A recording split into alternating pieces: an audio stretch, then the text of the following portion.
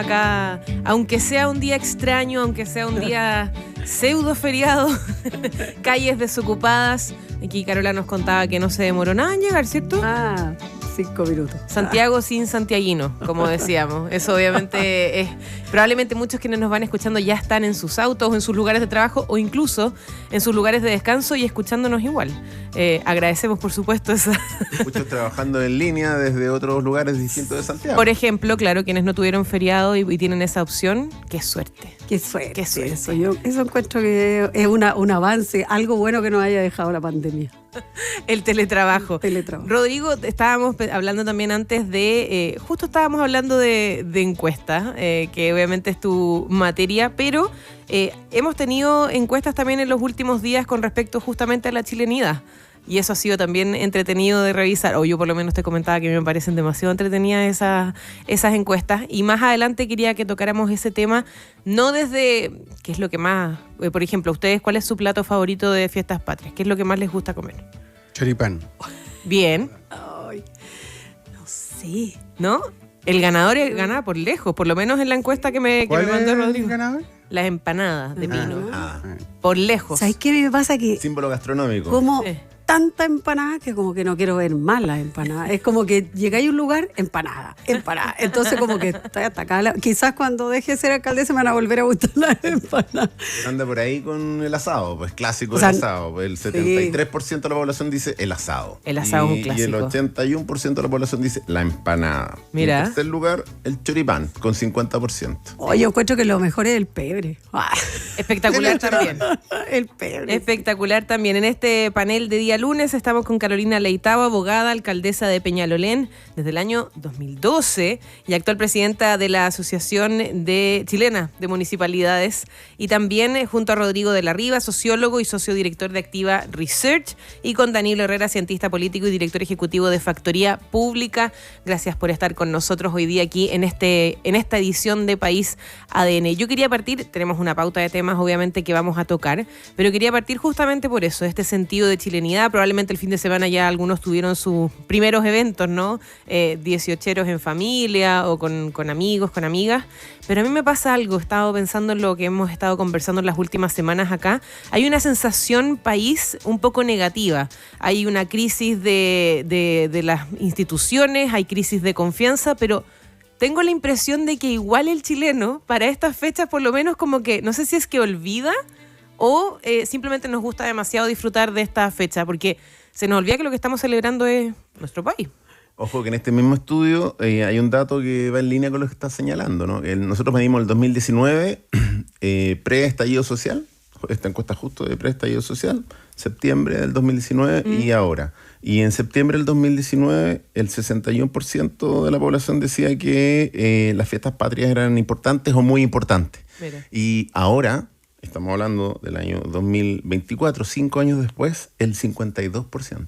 Hay un 10% a la baja en importancia de la fecha para la población. Eso nos está diciendo algo respecto del sentimiento comunitario, sentimiento de unidad que generan los emblemas patrios, los símbolos patrios, ¿no? Y aquí vemos justamente que tenemos que tratar de encontrar una explicación de por qué esa desafección, porque finalmente es una desafección con un evento que aúna a la población en función de una idea común. Pareciera ser que esa idea común se diluye en 5 años. Sí. Danilo, ¿cómo lo ves tú? ¿Tú sientes que la gente está...? O sea, es que lo hemos hablado, pero me pasa que en esta época como que eso se nos olvidara un poco, es como un paréntesis. Sí, yo creo que hubo un buen reportaje, creo que en la tercera el fin de semana, sobre la chilenidad. Como que se estaban perdiendo los valores de la chilenidad, hasta el respeto por la bandera. Y yo le contestaba a un periodista que me preguntaba, alineado a los procesos constitucionales. O sea, recordemos el estallido con la bandera negra, después pasamos por el fatídico acto de Valparaíso que todos recordamos, por donde se pasaron la bandera.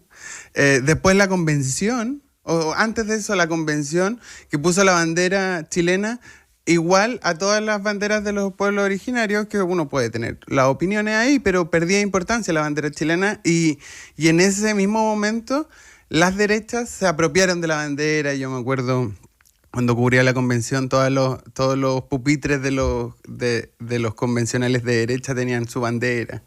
Hicieron actos sobre la bandera.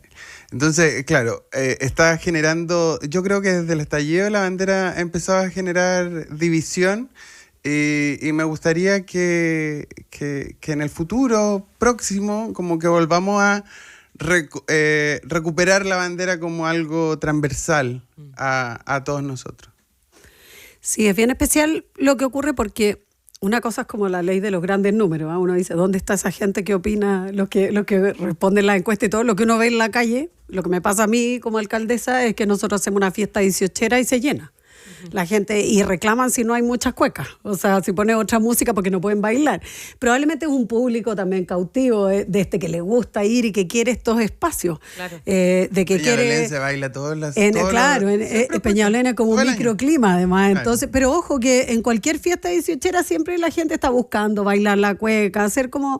Entonces, yo creo que es parte también como de esto de vivir algo que probablemente no se vive a diario. En el caso nuestro es mucho más frecuente. De hecho, nosotros hemos tenido cada vez más agrupaciones folclóricas, no menos. O sea, hoy día tenemos una mesa del folclore y tenemos muchas agrupaciones y con más niños, jóvenes. O sea, uno pensaría, si eso fuera así, que serían menos, claro, probablemente. Y la verdad es que tenemos más. Y eso probablemente tiene que ver también con personas que animan a estos chicos, que van, los entusiasman y con todo, no solo estaba hablando de la cueca, sino que bailes típicos de todas de las representaciones.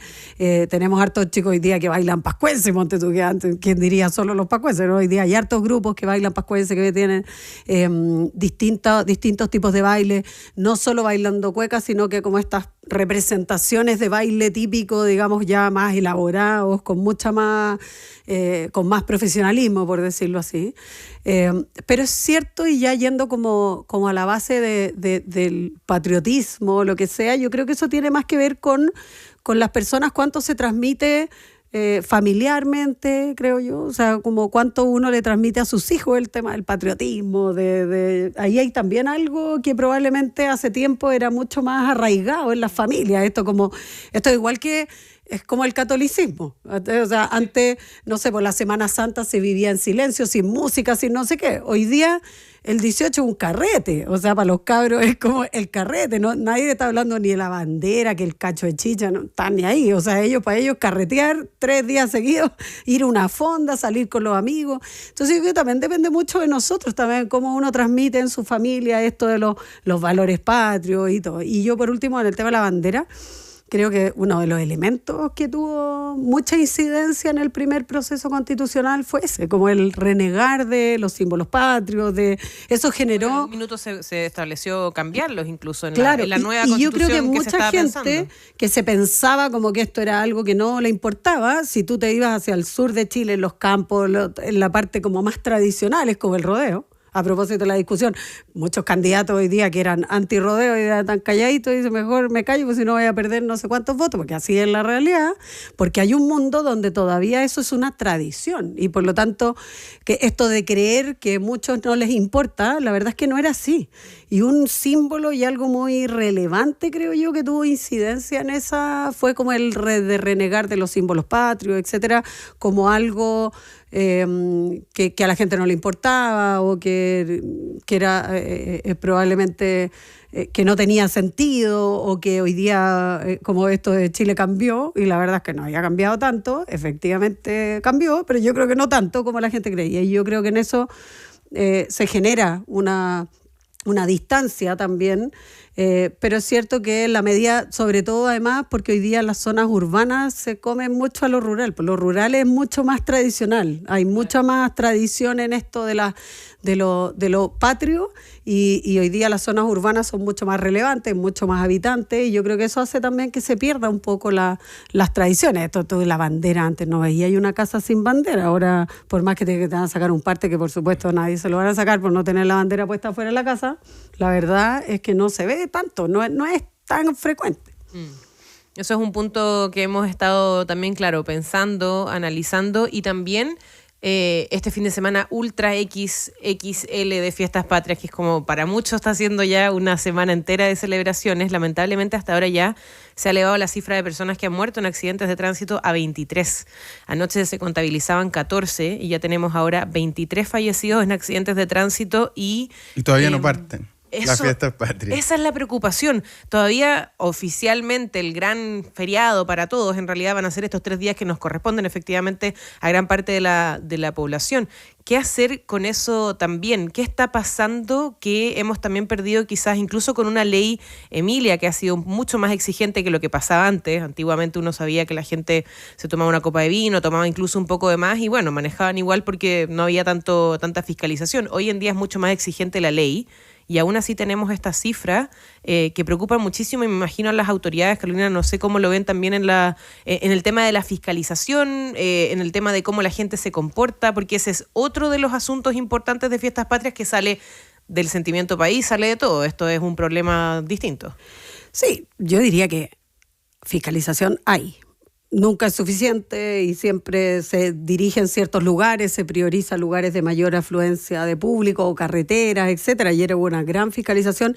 Es obvio que el fin de semana iba a ser el más complejo porque es cuando la gente mayormente se movilizó. Probablemente hay un aumento también de accidentes el día martes en la tarde a propósito de la gente que se va a movilizar y espérate el domingo próximo a la vuelta, digamos, o sábado y domingo, de nuevo probablemente haya un alza de accidentes y eso tiene que ver con cierta conciencia también respecto del manejo y de, por lo menos yo que manejo y harto y manejo en carretera, la cantidad de personas irresponsables que manejan en la carretera, que hacen cosas irresponsables por tratar de pasar 2 metros más, 2 metros menos, y yo creo que no hay fiscalización posible que lo pueda evitar. O sea, es imposible estar en todas las carreteras, es imposible fiscalizar a todas las personas, hay cada día más vehículos, no menos, y hay cada día también más vehículos que adquieren más velocidad. O sea, hay muchos vehículos de buena, si tú estás en las carreteras y ves una cantidad de vehículos que llegan fácilmente a los 160 kilómetros por hora sin moverse, o sea,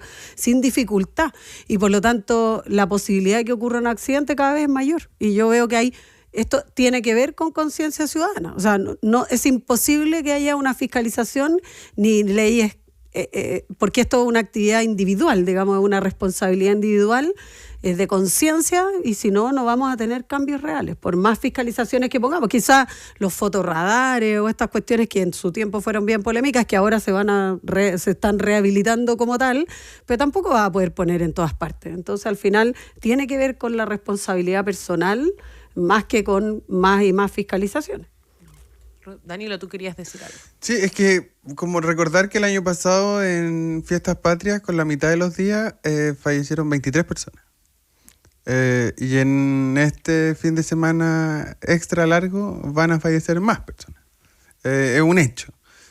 Igual el plan 18 seguro del gobierno implica 10.000 carabineros desplegados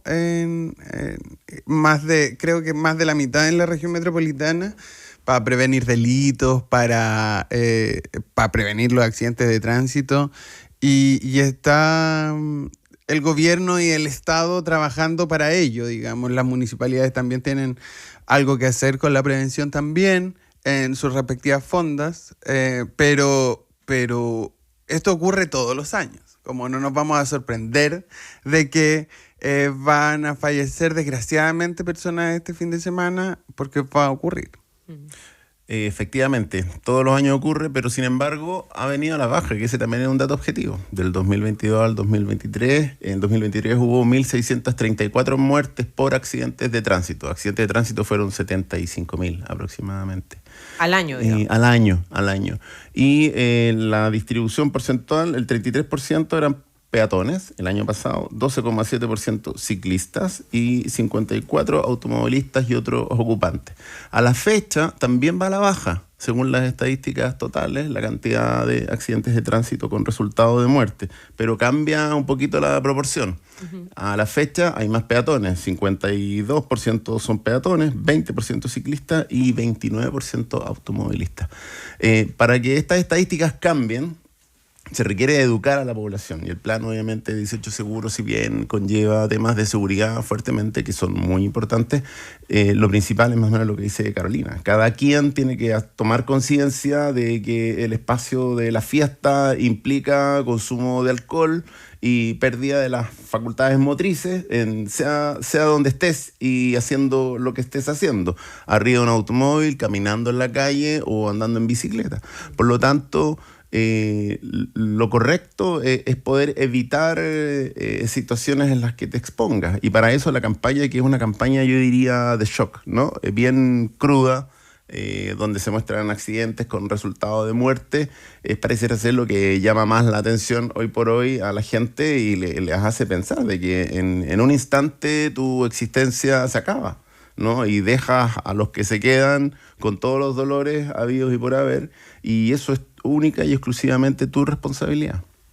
Hay un tema ahí respecto a la velocidad de los vehículos. Mientras más velocidad, más riesgo hay de pérdida de vida. O sea, y ese es el problema, que hoy día tenemos, como decía, vehículos que tienen una gran capacidad para adquirir velocidad rápidamente, y eso hace que en cualquier carretera, o sea, si tú vas a 160 kilómetros por hora, puede que ese vehículo, que generalmente son vehículos grandes, pero si chocas con un vehículo pequeño, la posibilidad, digamos, de que fallezcan las personas que van incluso en el otro vehículo, ni siquiera en el tuyo, sino que al revés, porque generalmente esos vehículos tienen una airbags y una configuración, digamos, estas grandes camionetas que hoy día circulan, y yo creo que eso es bien complejo y hay que analizarlo. Yo recuerdo, por lo menos, cuando he estado en otros países donde a veces uno va en una autopista y tú decís, ¡uy, que va lento! Y todos van igual.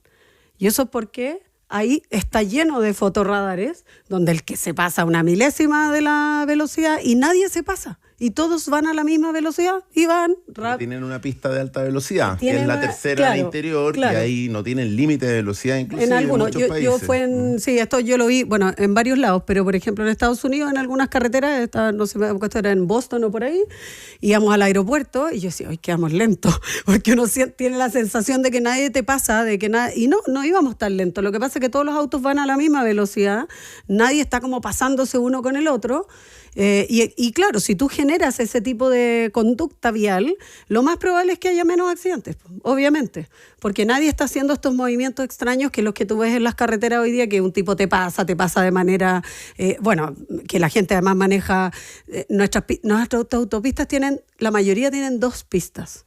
Entonces eso genera, si tú vas a los países más desarrollados, tienen 3, 4, 5 pistas. Y ojo, tenemos, 2 pistas hasta La Serena y de La Serena hasta Puerto Montt. Sí, porque claro. tienes de La Serena hasta Arica, que son 1.500 kilómetros en una sola pista, y ahí es del terror. Sí, es peor todavía. ¿No? Y, sí. y acá la saturación más todas que las vías interiores, porque en la práctica, claro, tenemos la ruta 5, que en el fondo, pero son 2 pistas, es poco para una gran circulación de vehículos, y claro, eso genera que se generan los tacos, que van uno tras del otro, que están todos tratando de adelantar, no falta el que va por el lado izquierdo cuando no debe, entonces al final, pero la velocidad hace todo. O sea, yo creo que y no solamente los vehículos particulares, sino que también lo que pasa con los camiones y los buses. O sea, todos los tipos de vehículos van en la misma ruta, y de hecho los buses, sabemos lamentablemente, los que exceden los 100 kilómetros por hora, que creo que es lo máximo que pueden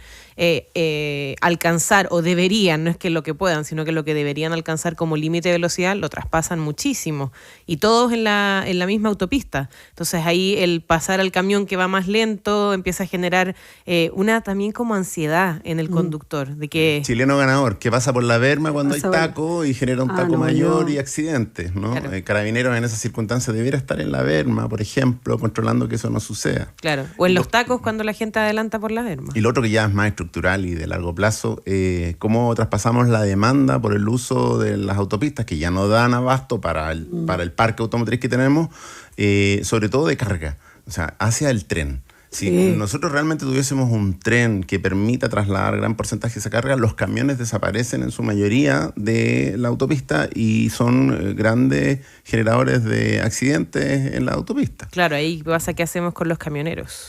Bueno, ese es el tema importante. Lo mismo que con los trabajadores de Huachipato, que empezó a cerrar. O sea, yo creo que hay que empezar a a reinventarse. Sí, yo creo que en todo, como toda industria, porque Claro. también es una industria finalmente De transporte. de transporte, en este caso, bueno, habrá que fomentar y trabajar el transporte, otro tipo de transporte, el transporte más masivo. Gente que maneja un camión puede manejar un bus, o sea, también cómo fomentamos que poder transportarnos en tren o en otros lugares, a ir a otros lugares que no sean necesariamente en auto. O reconvertirse a transporte interurbano Interurbano. en lugares donde no hay conectividad del tren. Pero los grandes trayectos, el tren es una muy buena solución. Sí, para un país largo y angosto como el nuestro, Absolutamente. sobre todo. Ahora, cambiando un poco de tema, vamos a hablar más adelante del caso audio y de las actualizaciones que nos tiene, por supuesto, pero yo quería preguntarles, no sé si tuvieron la oportunidad de leer una columna de Daniel Mansuy en La Tercera, donde habla de lo que va a pasar ya más allá de las elecciones de este año, municipales y de gobernadores regionales, sino que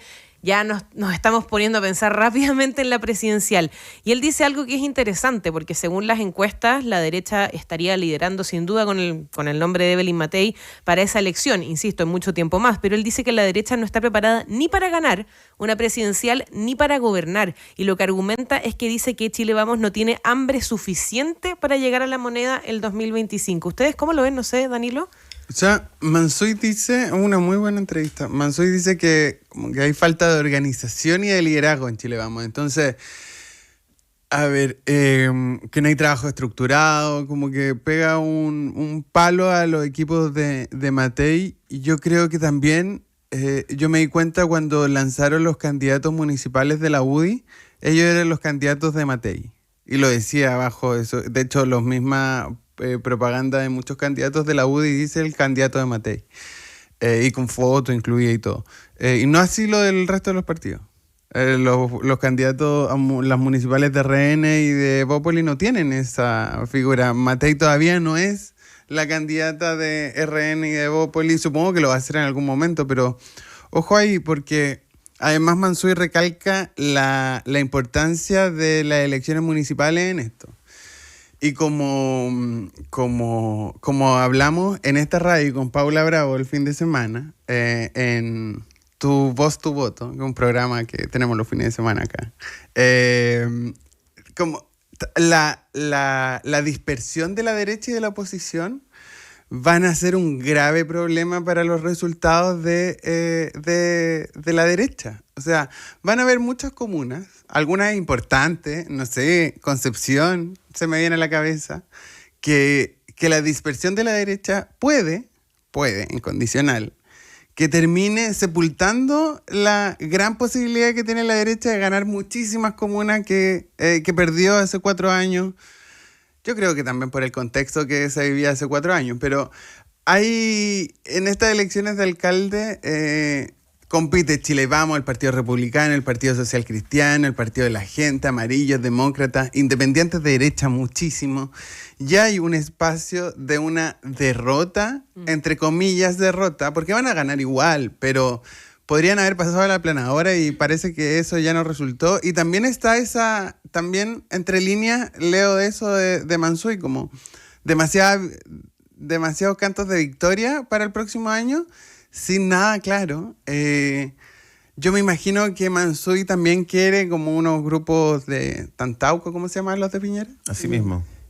Porque está esperando, además que está esperando que lo llamen, por supuesto, pero también como que ve poca profundidad programática en lo de Evelyn Matei. Yo recuerdo ese Zoom que se filtró de Evelyn Matei que decía, prometan seguridad nomás, prometan.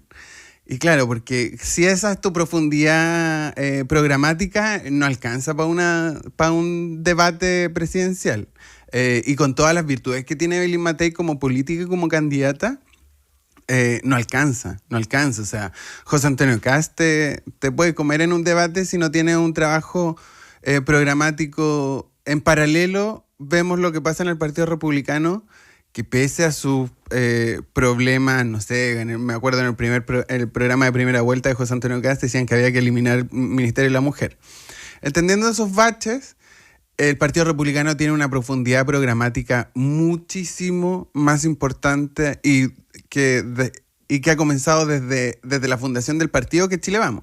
A ver, Chile Vamos está, vamos a hablar de Hermosilla, pero Chile Vamos está en incendio tras incendio, en la coyuntura, y la profundidad programática no existe. Corriendo en círculos, como Claro. diría.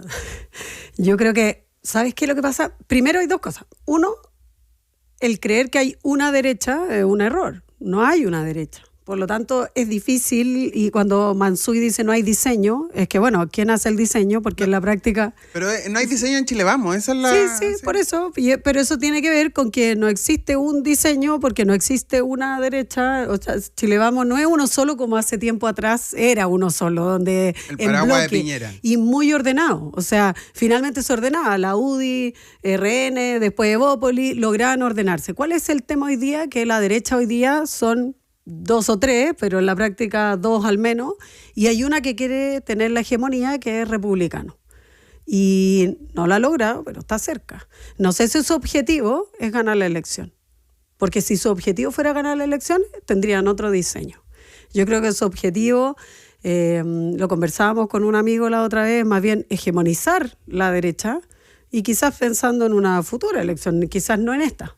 Porque quizá Evelyn no cumple los objetivos para poder llegar a ese, o sea, va a lograr, va a tener un resultado, etcétera, pero yo creo que por eso no hay un diseño único, no hay, la Evelyn está hoy día instalada, por supuesto, como la que está en la pole position, pero acuérdense, la vez anterior en la pole position habían 2 candidatos, que hoy día no está ninguno de los dos. Aún no llegaron, y no año, llegaron a y no la... llegó ninguno de los dos. Entonces, yo creo que aquí es como que quede ahí. Yo creo que es parte del... Bueno, si uno dice no hay diseño, quizá parte del diseño es que siga Evelyn ahí hasta que esté, porque en el fondo le van a pegar a ella. Mientras tú antes te levantas como candidato, más te pegan.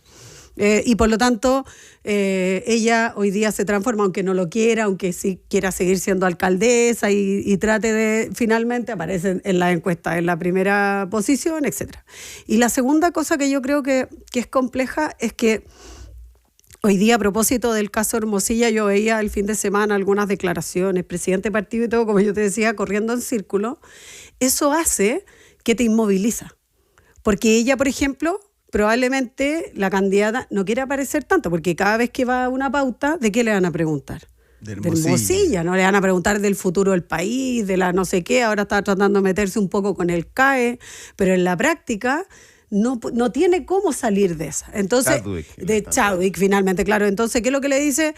Oiga, mejor retráigase un poquito, ¿no? Y después, si ella le pega a alguien, le van a quitar el apoyo de un lado, si le pega al otro. Yo creo que la Evelyn, algo la conozco, yo creo que a ella le encantaría salir a decir, ¿sabe qué más aquí? Caiga quien caiga, no estoy ni ahí ni con Chadwick, ni con este, ni con Hermosilla, ¿verdad? O sea, el día que dice ya eso, lo dijo. Sí, pero bien Pero así. lo dijo así como- y después se escondió. Claro, Salió es como- a justificar, Claro, y porque nada ¿qué es lo más. que le van a decir?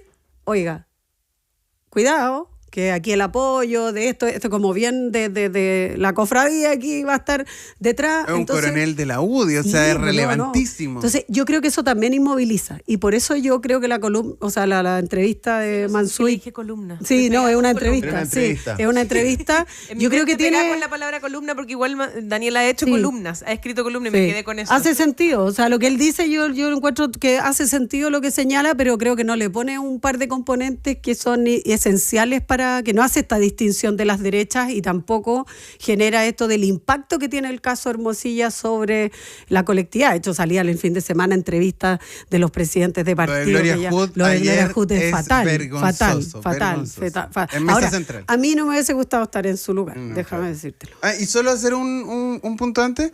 Mansuy tampoco en la entrevista, o sea, diagnostica el problema, pero tampoco entrega soluciones. Para ser justo De también. alguna manera te lo deja en la mesa. O sea, primero creo que su entrevista es muy oportuna. Yo, si fuera de la coalición de derecha, la agradecería, porque él es bien duro en su juicio, pero a su vez sí da caminos. O sea, primero dice, no hay un discurso único. O sea, no hay un programa, está claro, pero ni siquiera hay un discurso único, una idea fuerza, una épica en esta candidatura. No hay un alineamiento de los parlamentarios, ¿no es cierto?, respecto a la candidatura. Por no haber discurso único, no hay claridad de, bueno, ¿qué nos propone esta candidatura? Sí habla de la derecha extrema, autoritaria podría decir, porque no les gusta que les llamen extrema, derecha autoritaria, ¿no? que tiene grandes chances de tener un muy buen desempeño a nivel de concejales, sí. ¿no? Y que eso te marca de alguna manera la base territorial para las elecciones presidenciales. Y sí menciona que, y pone las alarmas, que a no confiarse en que Evelyn Matei va primero en las encuestas. En el Pulso Ciudadano, efectivamente, en la última medición, que la vimos acá, Evelyn Matei tenía 26%. Pero ¿qué pasa? Que hay un oficialismo que está buscando un espacio y hay figuras que surgen, como la de Michelle Bachelet, que por mucho que diga que no, sube 10 puntos en la última encuesta y pasa a poner en riesgo esa candidatura que de alguna manera está vacía de contenido, no tiene claridad, está torpedeada por un caso que afecta directamente a la coalición, que es el caso Audios, Hermosilla y Chadwick. Y dice, y lo peor de todo, de alguna manera, también es el silencio de Chadwick, que siendo una persona de la importancia política para el sector, no sale él a dar su versión y, sin embargo, obliga a Matei y a otros líderes de la coalición a dar una versión que tampoco está claro si se la van a poder jugar o no, porque faltan antecedentes. De hecho, por ahí deja en entrelínea Mansuy que todavía no sabemos si sale alguien de la izquierda como el gran salvavidas para este problema del audio. Para el empate, ¿no? Que en columna de Daniel Matamala es lo que plantea, es que de alguna manera se está esperando este empate. Y otra cosa que plantea, que se está instalando la tesis de que se ha violado aquí la privacidad de la información de las personas. Y se está obviando que eso es hoy por hoy un delito flagrante. Ahí Carolina tendrá más conocimiento por su profesión, pero a mi juicio me parece que es un delito flagrante y que no cabe apelar a que se viola la privacidad de las personas ahí. Entonces, una vez que esta madeja del caso Audio se desarrolle y se zanje, quizás por dónde, es cuando recién efectivamente la pista para una candidatura de la derecha esté abierta en un discurso común. Sí, yo creo que ahí, a propósito de tu pregunta, de tu afirmación respecto del delito flagrante, lo que pasa es que todo aquello que pueda constituir delito, si se hace público, bienvenido sea. Todo aquello que pueda constituir delito. Todo lo demás, efectivamente, es una filtración de algo que en la práctica no tienen relevancia jurídica, pero en este caso está tan mezclado porque, por ejemplo, la conversación que sale entre Palma y Hermosilla a propósito de pelando al presidente, que uno puede decir, oye, ¿qué tiene que ver eso? ¿Eso es delito o no es delito? No es delito en la medida en que esa conversación no tenga que ver con un favor para algo, porque en la práctica aquí están dos personas conversando a propósito de prestarse favores para que el otro lo ayude en su nombramiento como fiscal nacional. Entonces, ahí sí, el tráfico de influencia, o sea, lo que pasa es que todas estas conversaciones están mezcladas entre medio, porque se genera una relación de confianza. Esa conversación te sirve además para saber qué tanta confianza había uno con el otro. O sea, ¿por qué conversaban con ese nivel de porque tú conversas con una persona, hola, buenas tardes, ¿me podría usted decir tal cosa? Esto es, oye, pucha, este gallo, o sea, como que estás conversando casi como en el living de tu casa. Sí. Y eso entonces quiere decir que había una relación de confianza. Y entonces eso revela que puede haber habido un delito, que puede haber Mira, a mí siempre me han pedido favores, o sea, la gente, oye, que apúrate esto, que no sé qué, pero no hay un pago de por medio, pues, o sea, te dice, oye, mira, es que si no, que la empresa que va a quebrar, si no le dan el permiso luego, uno va y dice, oye, ¿en qué está esto? Oye, oye, sí, uno puede generar apoyar a alguien, una pyme, una no sé qué, que te dice, oye, mira, estamos tramitando un permiso y no sé qué, y uno pregunta, oye, ¿en qué está? ¿Qué es lo que pasa? Y generalmente uno orienta, porque en ese tipo de casos generalmente es al revés.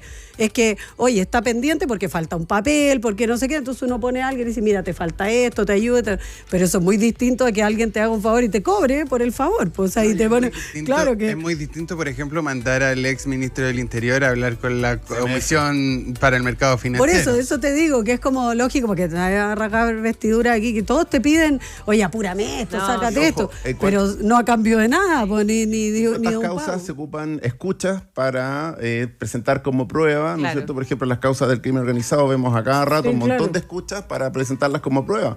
Son escuchas de conversaciones privadas, pero que constituyen delito, como tú lo acabas de decir. No, es todo un tema, porque ahí entrar a definir qué se puede filtrar, qué no, cuál es el alcance que puede tener una conversación o no. Me encanta que nos hayamos pasado este tema, porque lo vamos a retomar ahora a la vuelta de la pausa en más extenso, podríamos decir, además con toda esta ola de acusaciones constitucionales que se van a tener que tramitar en el legislativo, que sin duda es otro tema. Pero antes... La 91.7. Ya, Danilo, tú te quedaste con algo pendiente que querías comentar a propósito de lo que estábamos hablando recién de lo privado, lo no privado, en este caso audios que nos sigue dando una serie que nos da capítulos interesantes todas las semanas. Quería filtrar un WhatsApp, Danilo, ¿no? Un poco ya se dijo, pero me parece vergonzoso que la candidata presidencial de la derecha, Evelyn Matei, no hable de Andrés Chadwick. No alcanza con él que caigan todos, que dijo al comienzo. Falta una crítica política del actuar del exministro Chadwick. Pasó ayer con Gloria Hood, que no pudo en Mesa Central con Iván Valenzuela, no pudo hacer una crítica política razonable al actuar de Andrés Chadwick. Con la información que tenemos, ya es suficiente para hacer una crítica importante a la figura de Andrés Chadwick. La derecha cree que es normal que una empresa investigada por una red de corrupción y estafa le pague la defensa a la acusación constitucional de un exministro del presidente de un exministro del Interior, que Luis Hermosilla haya sido contratado a los 4 años del gobierno de Sebastián Piñera II en el Ministerio del Interior, porque esto no es solo Chadwick, también está Pérez, Blumel, Delgado. Ellos también fueron ministros del Interior, también tenían contratado a Hermosilla. ¿Qué labor hacía Hermosilla en el segundo gobierno del presidente Piñera? Nadie sabe. Un asesor legal en el Ministerio del Interior. Luis Hermosilla, no creo. Como, díganme qué hacía, todavía no lo dicen. Como, que ese exministro trabaje para la empresa, que haciendo llamado inapropiado a funcionarios públicos, es un problema. Y aunque no sea un delito, porque un diputado UDI dijo que era saltarse la fila, no un delito. Mira, pero impropio es.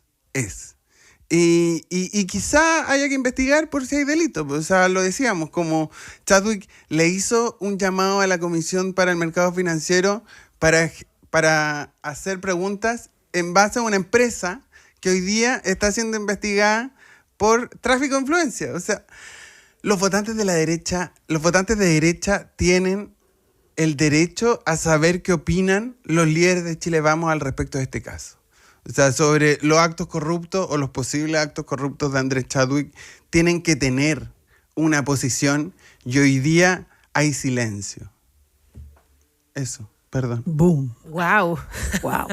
No, pero Comparto. Sí, ¿compartes, Carola? Sí, absolutamente. Creo que ayer le decía a Gloria Hood, le decía, oiga, pero ustedes no actuaron igual a propósito del ministro Jackson, a propósito del caso Fundaciones, o sea, ¿por qué ahora con tanta, como hay que esperar, hay que ver, hartos hay que esperar la verdad judicial, claro, ahora. Y era como, pero además yo creo que lo principal y probablemente donde más está sometida aquí la política a cuestionamiento es que el estándar no es que las cosas sean delito.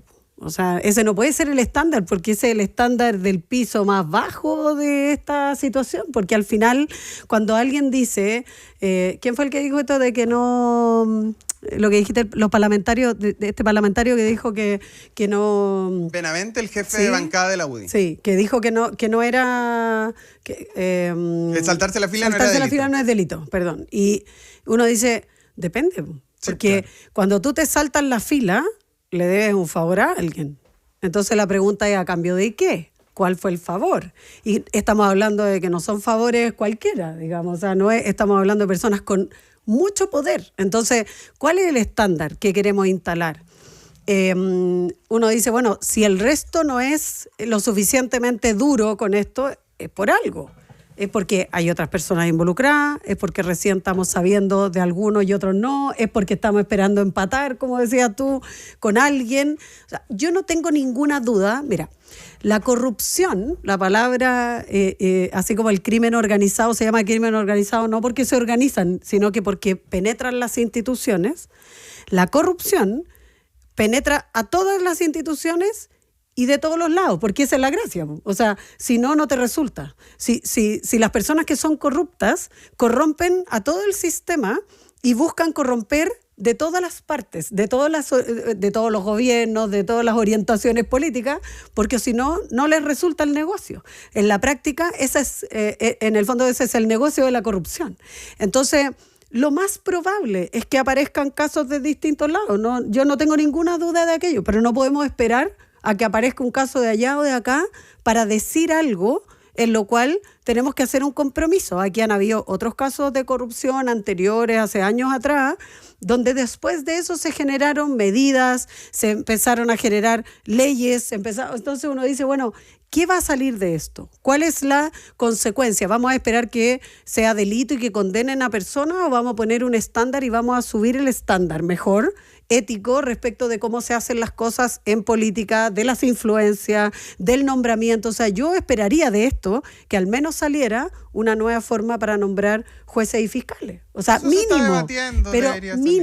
mínimo. O sea, porque es obvio que si tú dependes del nombramiento de las influencias, es obvio que es un sistema que está desde la base débil, al menos para certificarle a las personas de que cuando son juzgadas o cuando llegan a los tribunales hay una competencia justa, digamos, y donde alguien puede realmente expresar y llevar adelante una disputa que es jurídica, no política, no de influencia. Y yo creo que eso es lo mínimo que debiera salir de todo esto, aparte de la condena, por supuesto, y yo creo que aquí no hay suficientemente ánimo de condenar nada, porque yo creo que esto está partiendo.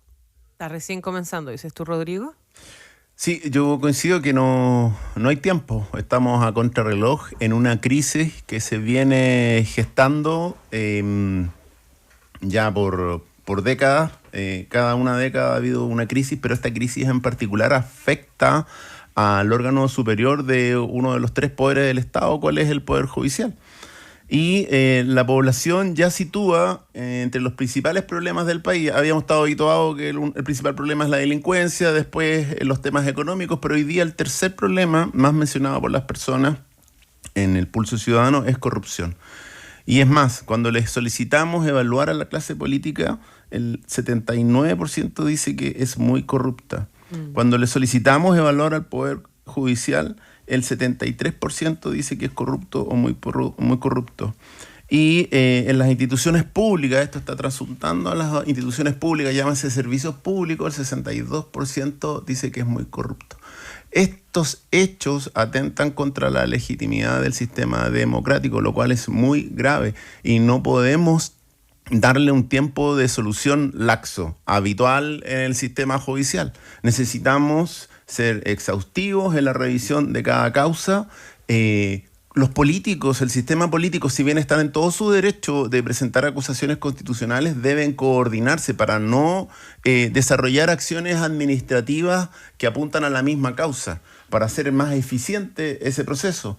Y sobre todo las sanciones a quienes se determinen que faltan a la probidad, más cuando son autoridades llamadas a poner en práctica la ética de la profesión y darle legitimidad al acto de impartir justicia en nuestra sociedad, lo truncan, ¿no es cierto?, entregando favores a operadores políticos, porque finalmente Luis Hermosilla pasa a ser un articulador, operador político de la coalición de derecha, más encima cuando estaba en el gobierno.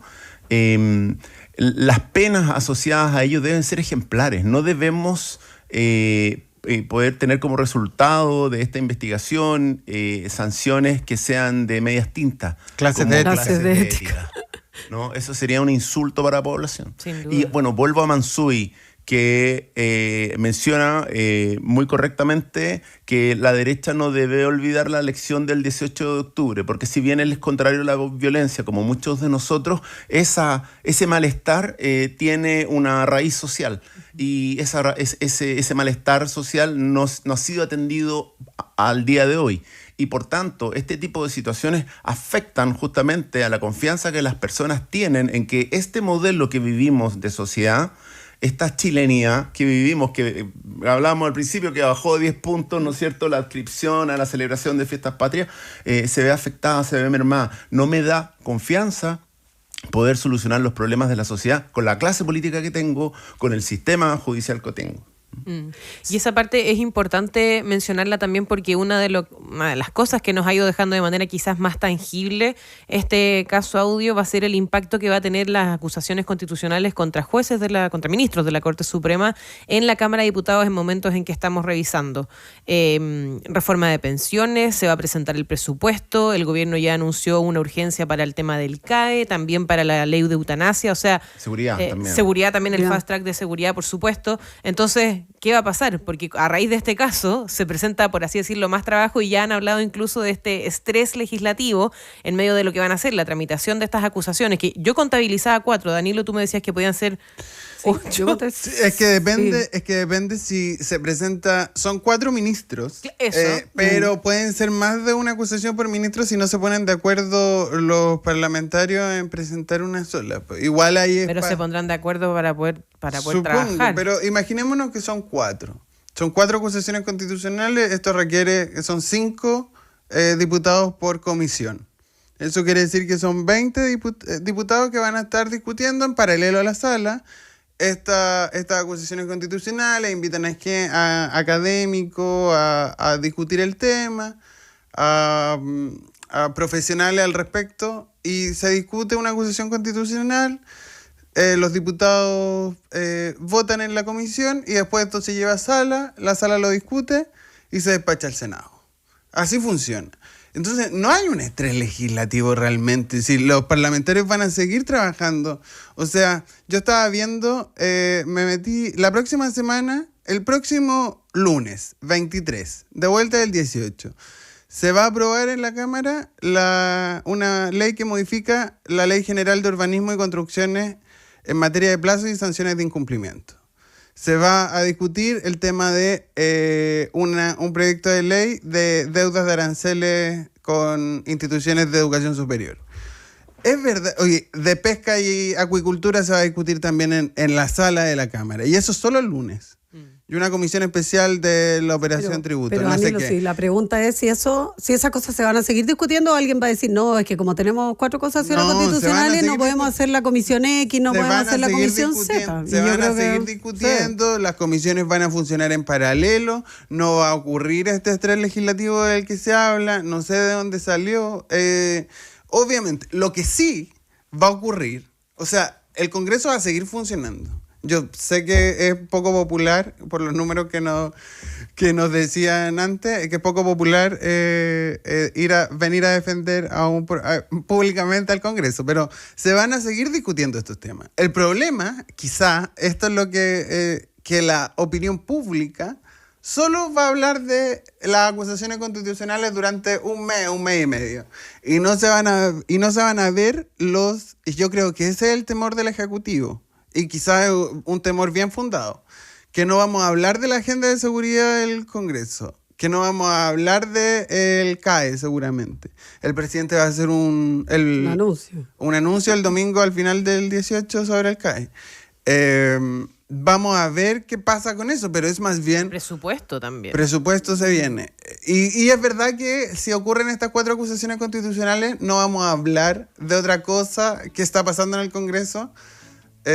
Y la prensa solo va a hablar de las acusaciones constitucionales, es verdad, pero en el Congreso va a seguir Oye, trabajando. Pero en tu tesis quiere decir entonces que al Parlamento le sobra tiempo, o sea, porque en la práctica, si pueden hacer más cosas en el mismo tiempo, quiere decir entonces que Pero si podrían son haber hecho comisiones de mucho 5 más. diputados. Ya está bien, pero los 5 diputados forman parte de otras comisiones que seguramente no van a hacer el quórum, no sé. Yo estoy diciendo que si tú dices que pueden ver 4 acusaciones constitucionales, Las quiere decir que hoy día podrían sacar muchas más leyes entonces. No, o sea las comisiones de la Cámara de Diputados son de 12 miembros y se puede fusionar y pueden funcionar con 7.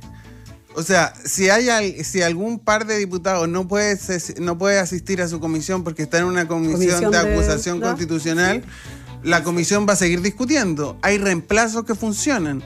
O sea, no va a ocurrir. Ojalá. Es verdad que el Congreso, en la Cámara de Diputados por sobre todo, comunicacionalmente se paraliza cuando hay una acusación constitucional o cuando hay una censura de mesa y todo el foco va hacia eso. Pero las comisiones siguen funcionando. Aquí no se paraliza absolutamente nada. Lo que sí es verdad, y esa se la puedo dar a la ministra Toá, es que no vamos a estar hablando de absolutamente nada de lo que pasa en el Congreso, salvo las acusaciones constitucionales. Eso no quiere decir que no esté pasando algo en el Congreso. En el Congreso, que habrá que seguir entonces. Escúchalo, señor, te rogamos, dijo Daniel. No, de verdad, eso es algo que vamos a seguir viendo porque queda harto todavía y todavía hay muchos proyectos que se tienen que presentar, como decíamos recién. Incluso vamos a tener un anuncio al fin de esta semana, terminando este feriado XXL. Oye, Danilo, ¿puedo dar una pildorita? Es que descubrí que Pedro Lamas, ustedes preguntarán, ¿quién es Pedro Lamas? El presidente regional de la UDI en Los Ríos, administrador municipal de Futrono, tiene que devolver 440.000 pesos que le sacó a la municipalidad para venirse a Santiago al funeral de Piñera. Así que este es un llamado. Pero la Contraloría dijo que ordenó devolverlo en 60 días. Ojalá devuelva la plata antes de los 60 días que lo manda toda la Contraloría. para Eso, no tener perdón. problemas. Un saludo a la gente. a Pedro Lamas y a Futrono. Y el futuro. Qué ordinario. Hicimos esta mañana el panel aquí en País ADN con Carolina Leitao, Rodrigo de la Riva y Danilo Herrera. Muchísimas gracias por la altura del debate y la conversación. Que tengan unas felices fiestas patrias y cuídense también. Igualmente, Piedad, muchas gracias. Nos vemos. Vamos a una pausa y ya continúa Ciudadano ADN aquí en la 91.7. Que estén muy bien.